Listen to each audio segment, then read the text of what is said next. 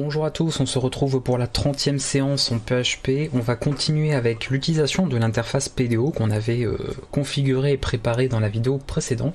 Et on va voir un petit peu dans cette vidéo comment interroger notre base de données.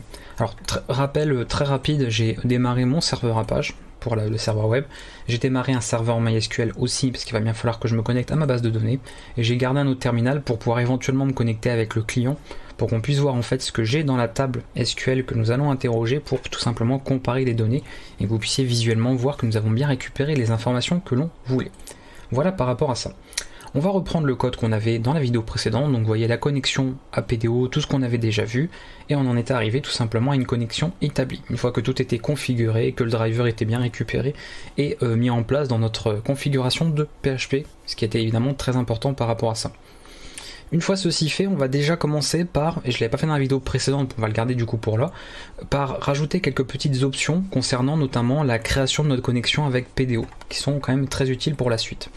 On a un paramètre optionnel que nous pouvons passer ici au constructeur de PDO, d'accord, qui est un paramètre en fait avec des options que nous pouvons lui donner en utilisant tout simplement des constantes liées à PDO qui vont pouvoir comme ça avoir des valeurs particulières en fonction de ce que l'on veut comme paramètre. Donc nous on va créer une petite variable ici. Donc c'est un tableau associatif, hein, on va faire ça comme ça, sauf si je mets pas les bons caractères, et on va lui passer un certain nombre de paramètres. Je vais vous en donner quelques-uns qui me semblent indispensables en tout cas pour ne pas avoir de problème avec ce qu'on va faire ici au niveau de PHP, et d'autres, enfin certains autres en tout cas, qui pourront vous servir éventuellement dans des cas très spécifiques. Petite parenthèse, je rappelle qu'on travaille toujours en UTF-8 en informatique, très important, vous voyez que je suis en UTF-8 depuis mon éditeur. Pour ceux qui ont, de toute façon il faut avoir suivi le cours SQL, je vous avais montré comment configurer en fait tout votre encodage au niveau SQL pour avoir des tables en UTF-8 MB4, donc être en encodage UTF-8 aussi. Et là nous allons régler ça pour l'utilisation de l'interface PDO. Pouvoir par exemple manipuler des données toujours en travaillant avec l'encodage UTF-8. Pour ça nous allons passer cette première option très importante qui va permettre en fait avec MySQL de lancer une commande à l'initialisation, donc à la création ici de notre instance de PDO.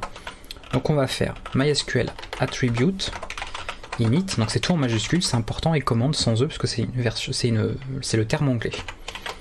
Et nous allons lui passer donc une requête en fait d'initialisation, donc qui va être faite au tout début pour être sûr de travailler avec nos données en UTF-8. On a juste à faire setNames UTF-8. Voilà la première option très importante pour être sûr de toujours travailler avec le bon encodage.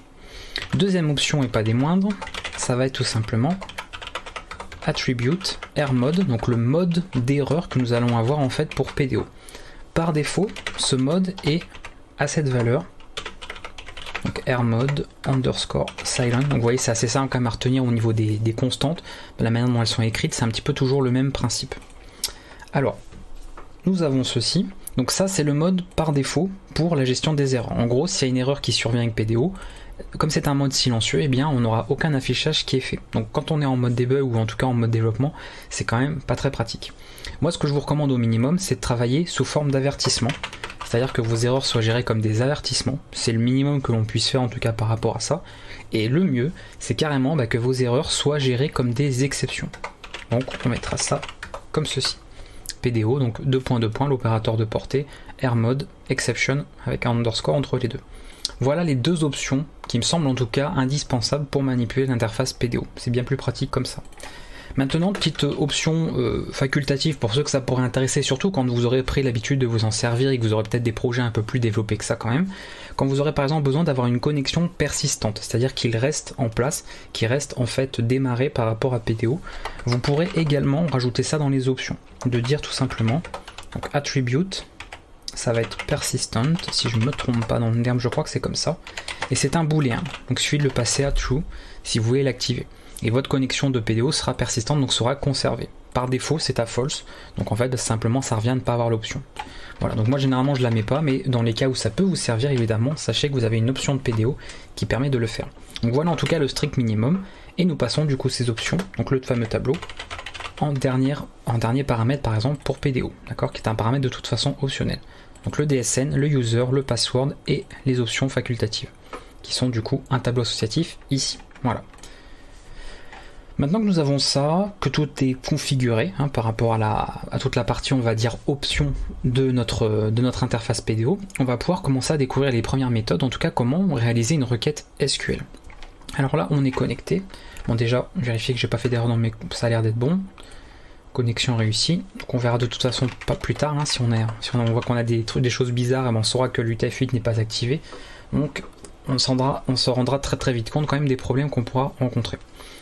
On y va pour la préparation d'une requête. Alors, on va utiliser une méthode qui s'appelle query, d'accord, qui permet de faire notre requête avec notre objet ici PDO que nous avons.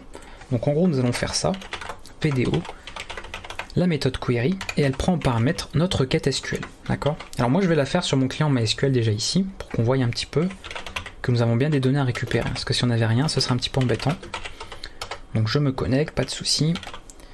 Normalement, je rappelle que moi j'avais dans ma configuration, je me demande d'être connecté sur la base de données FV Database. Évidemment, à vous de modifier si vous n'avez pas le même nom ou autre. Hein, vous voyez bien sûr en fonction.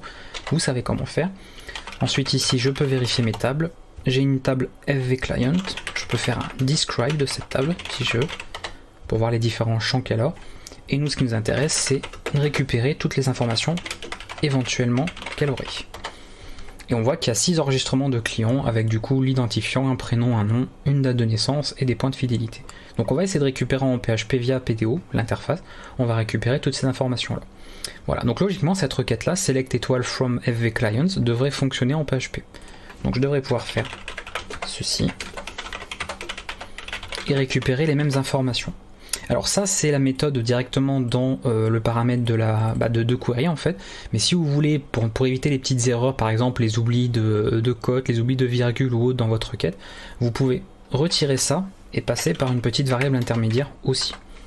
Donc en gros je fais une petite variable SQL, je passe toute ma requête ici, ça me permet en plus si je veux de passer à la ligne éventuellement, vous voyez, pour mieux la présenter dans mon fichier, donc ça à vous de voir. Et comme ça, là, on lui passe le paramètre, et au moins, voilà, il y a quand même moins de risques, on va dire, d'erreur par rapport à ça, en termes de lisibilité dans votre code. Donc vous pouvez passer par une variable, bien évidemment, il n'y a aucun problème, c'est une méthode, donc on peut lui passer une variable au lieu de lui passer une valeur en dur. Donc à partir de là, nous avons fait notre requête. On va vérifier du coup, qu'est-ce que, en fait, nous avons récupéré ici. Et histoire de vérifier ce qu'on a, on va le récupérer dans une variable. On va l'appeler par exemple results. On va faire ça. Alors déjà, on va juste faire ça. C'est histoire de vous voyez, petit rappel, un printer de results pour voir en fait qu'est-ce que ça nous a retourné cette fameuse requête query. J'actualise, on a pas mal d'informations et là, pour avoir notre petit formatage propre, on va l'entourer de balises pré. Ça c'est du HTML simplement pour avoir un meilleur formatage, que ce soit plus lisible pour vous à l'écran. Voilà, donc on entoure le printer ici et du coup ça donne ça, c'est beaucoup plus lisible. Donc là, on voit qu'on a un objet, c'est important, PDO statement, alors je suis en 150, oui c'est bon, et du coup on a une information qui est notre requête sous forme de chaîne de caractères. Donc ça, première info, c'est qu'en ayant ça, on peut déjà vérifier que notre requête est bonne ou pas. Si on voit ici qu'il y a une erreur dans la syntaxe, on pourra se dire déjà qu'on s'est trompé quelque part. Là ça a l'air correct, il n'y a pas de problème, donc on va pouvoir continuer par rapport à ça. Alors, avec cette petite méthode query, nous venons de récupérer normalement tous les résultats que va retourner cette requête SQL. Le problème c'est que là on voit rien du tout, parce qu'en fait tout est dans le PDO statement ici, et à récupérer tous les enregistrements de manière brute. Donc ces enregistrements, comme il y en a plusieurs, il va falloir tous les parcourir pour pouvoir tous les récupérer un à un. Donc le moyen le plus rapide de faire ça, c'est tout simplement de faire un for each. Donc en gros je vais faire une boucle for each sur results, donc la variable que j'ai ici plus haut. On va stocker ça dans une variable temporaire qu'on appellera ici re, comme ceci, et je vais redonner tout ça. Sauf que là, comme je passe par une variable intermédiaire, donc temporaire, on va changer le nom ici. Donc en gros c'est juste un parcours, un for each, comme vous savez faire aussi en PHP. J'actualise et nous avons tous les enregistrements qui sont bien récupérés. Donc je vérifie, normalement je dois avoir 6 enregistrements et c'est bien le cas. On voit que ce sont des tableaux d'ailleurs. Alors là les données sont en brut, c'est-à-dire que nous, à la base, on veut juste récupérer ça. L'identifiant, prénom, nom, date de naissance, point de fidélité, et ça pour les 6 enregistrements.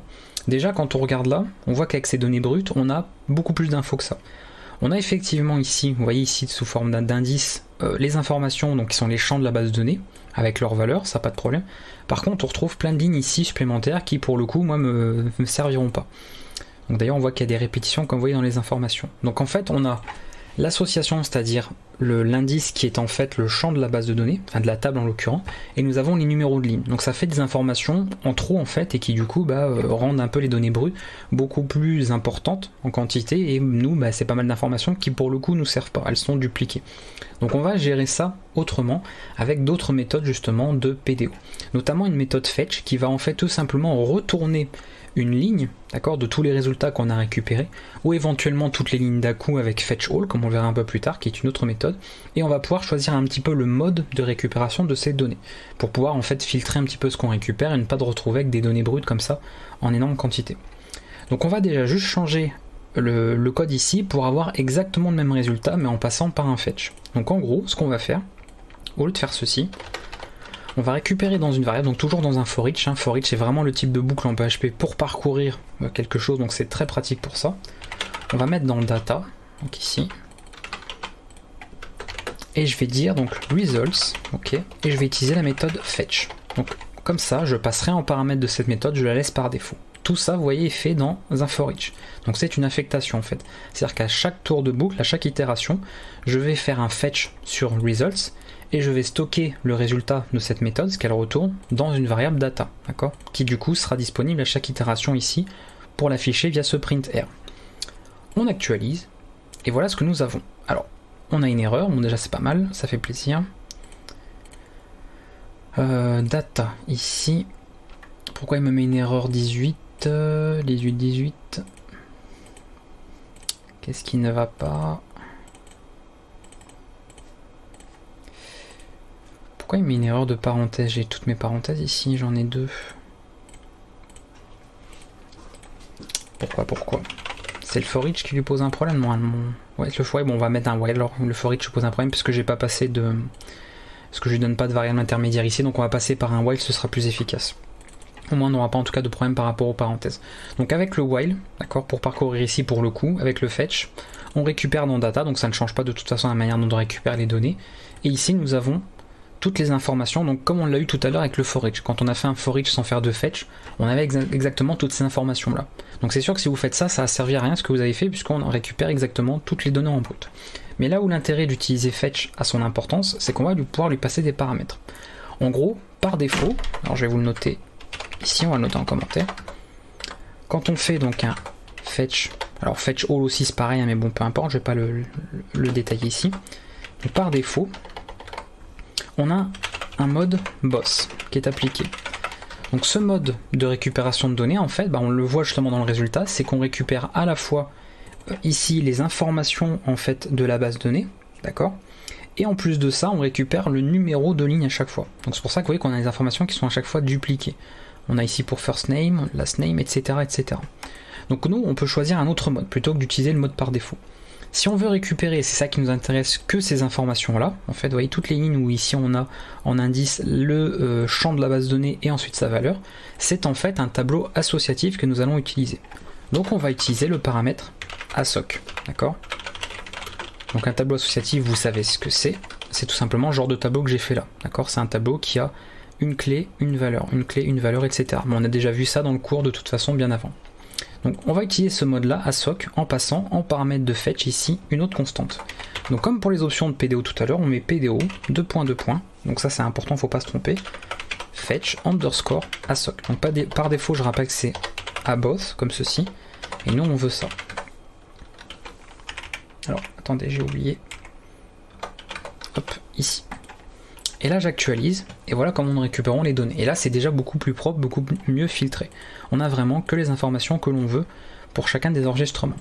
Alors ça on peut le passer, vous voyez l'information là directement en paramètre quand on appelle fetch, mais on peut aussi utiliser directement en fait une méthode pour changer l'information. Donc en gros là quand on a fait, vous voyez ici une query, au lieu de faire ce truc là, donc ça je vais le récupérer là, sur result, bien avant, je peux tout simplement le changer. J'ai une méthode qui s'appelle setFetchMode et je peux faire ça ici. Ça revient au même, c'est juste que du coup on le fait avant. D'accord? Vous voyez, j'actualise. Voilà, c'est tout pareil. Donc on peut faire l'un ou l'autre, c'est vous qui voyez. Là, ça va évidemment changer le mode complètement. Tandis que si vous le faites sur le fetch, c'est au moment de faire l'appel ici à fetch qu'on va utiliser le paramètre en question. Donc ça ne va pas le changer en fait pour le reste de manière définitive. Donc à vous de voir comment vous voulez modifier l'information. Donc nous on va laisser pour le moment comme ça. puisqu'on va évidemment tester d'autres modes. Donc voilà le mode par défaut. Et du coup, maintenant pour récupérer l'information qui va bien, admettons que je vais récupérer que les prénoms de chacune des lignes qui ont été récupérées dans mes résultats, et bien je vais pas faire tout ça. Je vais simplement faire echo, donc c'est data, parce que c'est la variable que nous utilisons ici, et entre crochets, donc comme un indice, d'accord, de tableau, parce que nous sommes sur un tableau associatif, nous allons lui passer le champ en question. Donc nous c'est client first name, d'accord, qui je rappelle sont les champs de la base de données, d'accord, SQL que nous avons ici. Voilà, c'est ce que vous avez dans votre base SQL. Hein. Donc on fait ça. Alors je vais mettre d'ailleurs des paragraphes HTML, hein, histoire que ce soit pas tout à la suite. Qu'on va concaténer tout ça. Et voilà. On va actualiser. Et là du coup nous avons bien toute l'information qui est récupérée à chaque fois. Voilà. Alors on peut le faire pour autre chose. Si on veut récupérer en même temps une autre information, bien sûr, on peut demander à récupérer l'information en question par la suite. Donc, par exemple si je veux mettre, je sais pas moi, voilà, un slash comme ça, et puis ensuite je vais récupérer le nombre de points par exemple, et bien même chose. Alors on l'a plus évidemment, ouais je l'ai, c'est client loyalty je crois, voilà, et j'actualise, et voilà, nous avons toute l'information qui est automatiquement formatée de la manière que vous voulez. Donc ça c'est le mode associatif, très pratique, d'accord. Si vous aimez bien les tableaux associatifs, et bien avec fetch assoc, vous aurez donc ce format là, d'accord, pour les résultats que vous avez récupérés dans le fetch. Donc n'oubliez pas, il faut boucler dessus, parce que ça, utiliser la méthode fetch, ça retourne une seule ligne. Donc si je le fais hors d'une boucle, d'accord, si je fais juste ça, et bien là ça m'aura affiché en fait, le data ici contiendra la première ligne retournée, donc en gros celle-là. Donc après s'il faut la deuxième, il faudrait en fait refaire, vous voyez, la commande, et refaire etc. Donc pour éviter évidemment la répétition de code comme on l'a appris en programmation, on utilise pour cela une boucle, d'accord. Et la boucle en fait ici, tant qu'elle est égale, donc tant qu'elle renvoie quelque chose, et bien le while va continuer et la boucle va s'arrêter quand fetch retournera false. Donc quand il n'y aura plus aucun enregistrement à retourner, la méthode retourne false et du coup votre boucle s'arrêtera sans problème. Voilà. Autre mode du coup, parce que là on a vu le mode associatif, donc ça c'est un cas qui peut être intéressant, mais comme PHP est aussi un langage qui permet de programmer en objet, il y en a peut-être parmi vous qui vont préférer manipuler des objets. Donc en gros, le fetch va transformer les éléments qu'on a récupérés donc en résultat sous forme d'objets standards de PHP. Et dans ce cas-là, avec le mode objet, voilà, on a un objet tout simplement qui va être retourné à la place. Donc on va faire obj, et du coup, vous montrer, j'aurais dû le mettre en commentaire pour éviter de retaper à chaque fois, mais c'est pas bien grave. Et data, si j'actualise, on voit que cette fois-ci nous avons des std class object, d'accord, donc c'est des objets standards en fait voilà, de PHP, donc ce ne sont plus des tableaux associatifs, c'est vraiment des objets. Et du coup la méthode d'accès à cette information, donc au lieu de faire le fameux tableau de tout à l'heure où on faisait, alors je vais remontrer un petit peu, on faisait par exemple ceci, client first name, voilà, tout à l'heure on faisait ça quand on était en mode assoc, d'accord, associatif, mais en mode objet, et bien comme c'est tout simplement sous forme d'objet, comme si on accédait à un attribut, et bien du coup c'est une flèche, on fait comme ça,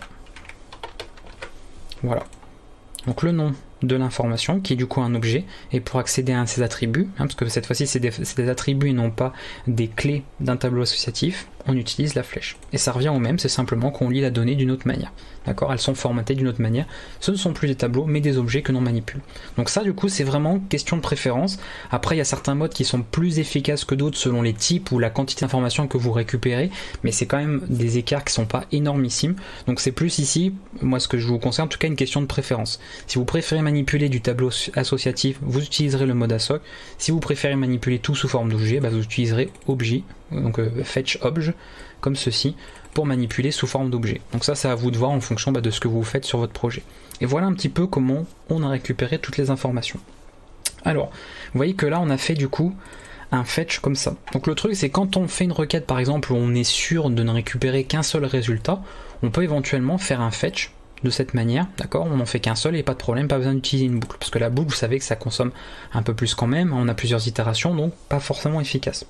Si vous avez besoin de récupérer plusieurs informations, et celle-là pour le coup nous ça va être intéressant, plutôt que d'éviter de faire une boucle, puisque ici je suis sûr de toute façon que je vais retourner plusieurs personnes, et au pire s'il n'y en a qu'une seule, c'est pas trop grave non plus, je vais non pas utiliser fetch, mais utiliser fetch all. Donc en gros, ce que je vais faire, tout ça je l'enlève. Alors j'enlève ça aussi. Ah, par contre j'ai oublié, hein, voilà. Si j'enlève la partie qu'il faut pas, hop. Donc on remonte un petit peu. Donc tout ça on va le mettre là. Voilà, ici. Donc result, ce qui est ici, d'accord, pour l'information, je vais faire par exemple, je sais pas moi, list clients, voilà, pour dire que je récupère tous les clients. Ça va être results de fetch all. Donc attention de bien respecter encore une fois les minuscules, majuscules. Fetch est en minuscule et le A de all est en majuscule. Et ici, bah, je leur passe le paramètre que je voulais, d'accord, donc éventuellement par exemple en associatif. Et là, on peut vérifier. Donc éventuellement comment que c'est récupéré. Hop, on actualise. Et nous avons bien toutes les informations récupérées. Donc vous voyez, nous avons un tableau, c'est bien le cas, et l'information d'indice 0, d'accord, récupère là-dedans. Donc cette forme-là crée en fait lui-même déjà un tableau associatif, et l'avantage de fetch all, d'accord, plutôt que le simple fetch, c'est que là nous allons pouvoir utiliser un for each par rapport à ça. Donc plus efficace, on va pouvoir faire ceci, parce que comme je vous l'ai dit tout à l'heure, le for each est vraiment fait pour le parcours. Donc si on utilise le fetch, on va utiliser un while, d'accord, donc c'est pas forcément le plus pratique.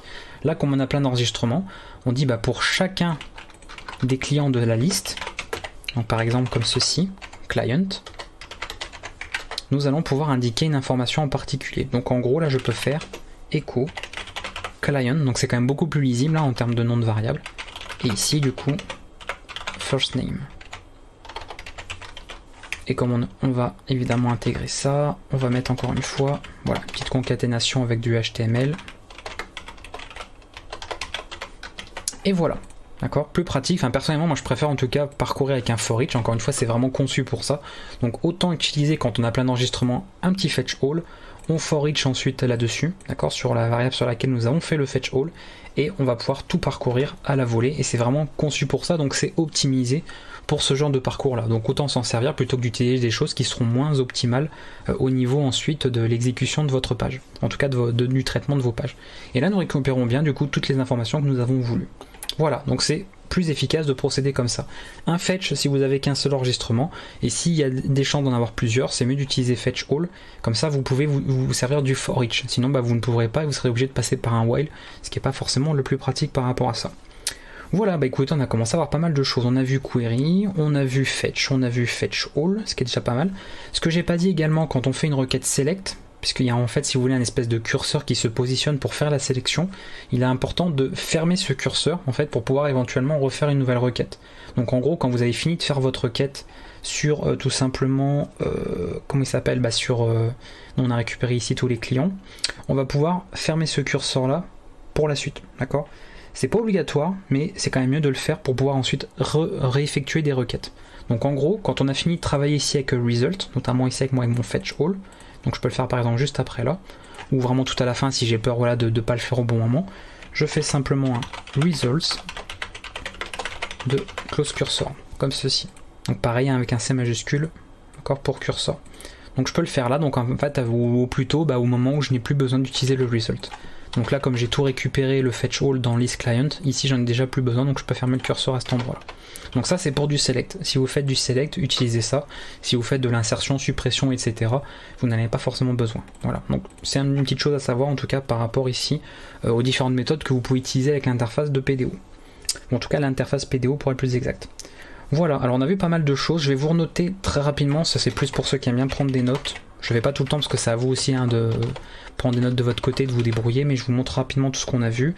Donc on a vu query, voilà très rapidement, on a vu fetch, on a vu fetch all, on a vu également set fetch mode, d'accord, on a vu close cursor, et voilà, je crois que c'est un petit peu toutes les méthodes que je vous ai montrées, c'est histoire aussi moi de voir que j'ai rien oublié dans ce que je vais vous montrer sur cette vidéo. Donc le fait de les relister ici, au moins je suis sûr de rien avoir oublié. Et normalement on a fait le tour. par rapport à ça. Alors pour la prochaine séance, parce qu'évidemment il y a pas mal d'autres choses encore à voir avec PDO, on va voir comment sécuriser nos requêtes, parce que vous allez voir que l'utilisation de query de cette manière n'est pas forcément sécurisée quand on va voir par exemple passer des informations données par l'utilisateur.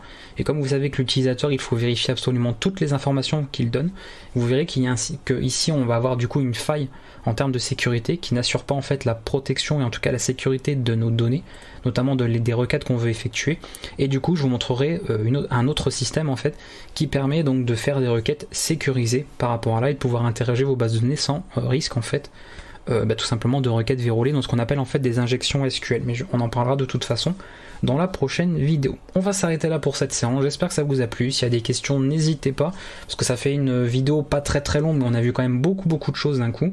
Et encore une fois, je vous dis, il y a d'autres choses en complément qu'on va voir dans la prochaine séance, notamment concernant les requêtes préparées qui vont permettre de sécuriser un peu mieux tout ça. Mais c'était bien en tout cas de commencer par ça et de voir déjà cette première partie. Je vous dis à bientôt pour la prochaine vidéo sur ce cours PHP. Ciao!